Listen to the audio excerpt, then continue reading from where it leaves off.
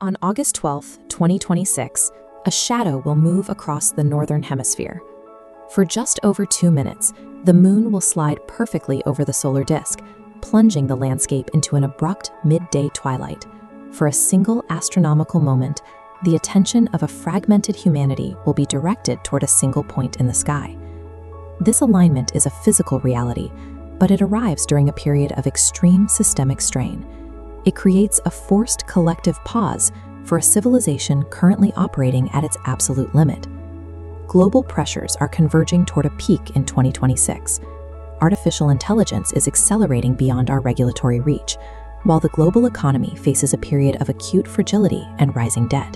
This constant surge of digital data and systemic crisis is overwhelming the biological hardware of the human nervous system. The 2026 eclipse acts as a mirror for this evolutionary threshold. It marks a moment where a society built on infinite growth must finally adapt to its environment or face a structural collapse. Our conscious structures are currently defined by the relentless drive for power and an obsession with basic financial survival.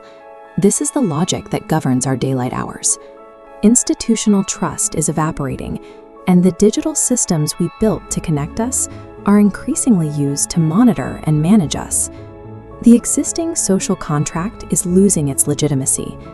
As our crises become more complex, the old mechanisms of management are failing to provide the stability they once promised. As the eclipse ends and the light returns, the option to go back to business as usual has expired.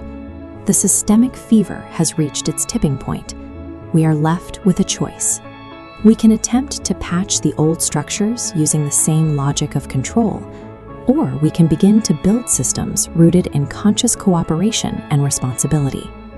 Understand this: there is no external rescue.